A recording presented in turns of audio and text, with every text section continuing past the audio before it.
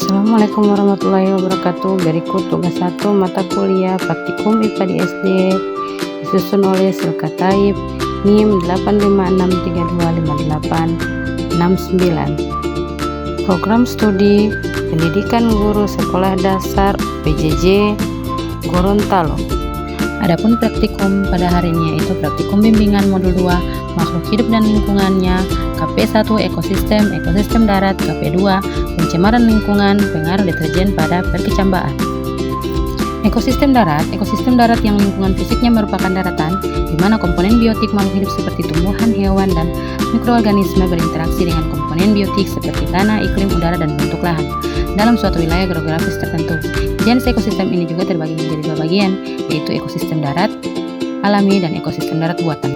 Sementara itu ekosistem darat alami yaitu komunitas kehidupan makhluk hidup dan komponen tak hidup benda mati yang terbentuk secara alami di dataran tanpa campur tangan manusia. Komponen biotik seperti tumbuhan, hewan, dan mikroorganisme berinteraksi dengan komponen biotik seperti tanah, udara, air, dan iklim di suatu wilayah geografis tertentu. Contohnya adalah hutan, padang rumput, dan gurun. Di dalam ekosistem darat alami juga terdapat abiotik dan biotik, di mana abiotik yang ada di ekosistem darat alami yaitu suhu pada ekosistem yang berbeda di pergunungan dan mencapai 25 derajat, sementara untuk jenis tanah yang ada di sini memiliki tanah yang gembur dan bagus untuk ditanami tanaman. Sementara biotik yang ada pada ekosistem darat alami yaitu ekosistem darat alami terdapat beberapa macam hewan yaitu burung, semut, nyamuk, dan belalang. Tidak hanya itu saja, akan tetapi biotik yang ada pada ekosistem darat alami tidak terhitung jumlah dari biotik yang ada di dalam hutan tersebut. Selanjutnya ada ekosistem darat buatan, di mana ekosistem darat buatan yang diciptakan dan dikelola oleh manusia untuk memenuhi kebutuhannya, seperti sawah, kebun, hutan, tanaman produktif misalnya hutan jati atau pinus, perkebunan hingga pemukiman kota dan desa. Ekosistem ini tergantung pada subsidi energi dari luar, seringkali memiliki keanekaragaman hayati yang rendah dan dipengaruhi oleh dominan oleh kegiatan manusia. Contoh yang saya ambil yaitu tanaman daun serai yang berada di halaman belakang rumah. Tanaman pohon serai ini terdapat abiotik dan biotik yang terdapat di lingkungan tanaman serai tersebut. Abiotik yang terdapat di dalamnya yaitu mempunyai suhu, mempunyai intensitas cahaya, memiliki air, dan tanah yang baik untuk ditanami tanaman. Sedangkan abiotik yang ada di dalam tanaman serai ini saya menemukan ada hewan kecil seperti semut, burung, dan belalang yang ada di sekitar tanaman serai ini. Adapun untuk kelangsungan ekosistem darat buatan yaitu karena adanya campur tangan dari manusia. Jadi untuk pertumbuhan dari tumbuhan tersebut ada campur tangan dari manusia itu sendiri agar dia menjadi tumbuhan yang tumbuh subur. Kesimpulan dari ekosistem darat adalah suatu sistem yang terorganisir di dataran yang terdiri dari komponen biotik, makhluk hidup, dan abiotik lingkungan tak hidup yang saling berinteraksi dan bergantung satu sama lain, serta sangat dipengaruhi oleh faktor iklim seperti suhu, curah hujan, sinar matahari. Ekosistem darat mencakup berbagai bioma seperti hutan, padang rumput, dan gurun. Praktik selanjutnya yaitu pengaruh deterjen pada perkecambahan. Deterjen memiliki pengaruh negatif pada perkecambahan kacang hijau, di mana semakin tinggi konsentrasi deterjen semakin besar hambatannya. Pada konsentrasi tinggi, deterjen dapat menghambat pertumbuhan atau bahkan menyebabkan kematian, sementara pada konsentrasi rendah pertumbuhan mungkin masih terjadi meskipun lebih lambat dibandingkan dengan air biasa. Berikut ini adalah percobaan tentang pengaruh deterjen pada perkecambahan. Jadi ini alat dan bahannya yaitu ada kacang hijau, deterjen, wadah yang sudah berlabelkan 100%, 50%, 25%, 6,25%, 3,10%, dan PDAM saja. Wadah ini mempunyai 2 ukuran dan ini akan dikasih tisu untuk perkecambahan.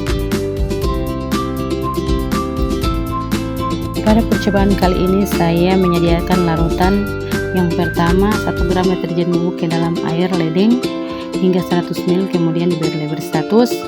Yang kedua mengambil 500 ml larutan deterjen 100 lalu menambahkan air ledeng PAM hingga 100 ml, kemudian diberikan label 50%. Dan selanjutnya saya memberikan larutan deterjen 50% lalu menambahkan air ledeng PAM hingga 100 ml, kemudian diberi label 25, dan kemudian ambil 500 ml larutan deterjen 25% lalu tambahkan air ledeng pada PDAM hingga 1000 ml, kemudian beri label 12,50. Oke, selanjutnya ambil 500 ml larutan deterjen 12,50 lalu tambahkan air ledeng PDAM hingga 100. Kemudian lakukan cara yang sama pada deterjen 6,25%, lalu tambahkan air ledeng hingga 1000 ml, kemudian beri label 3,10%, dan kemudian di gelas yang terakhir kita berikan tulisan PDAM saja, berarti yang ada di dalam gelas yang berlabel PDAM saja yaitu hanya air ledeng saja. Selanjutnya saya sudah menyediakan wadah untuk meletakkan kacang hijau yang sudah saya rendam, dan akan saya letakkan di dalam gelas yang kecil-kecil itu yang saya sudah beri tisu untuk diperkecam bahan.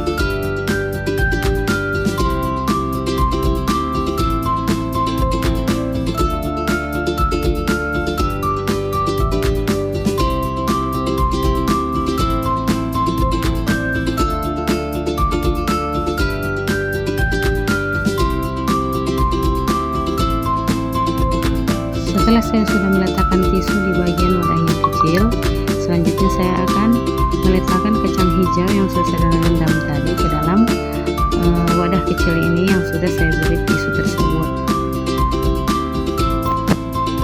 Setelah saya sudah meletakkan kacang hijau pada tempat yang kecil ini, kemudian saya akan memberikan larutan yang sesuai pada label yang ada di depan sini, yang sesuai dengan label pada masing-masing tempat wadah tersebut, seperti yang 100%, 50%, 25%, dan selanjutnya.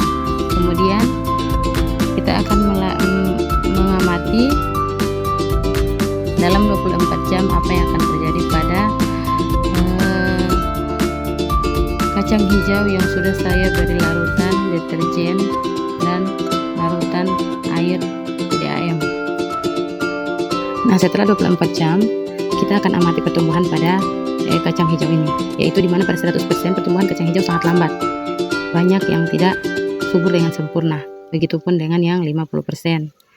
Sementara itu untuk yang 6,20% banyak dari tumbuhan kacang hijau yang hidup dengan sempurna.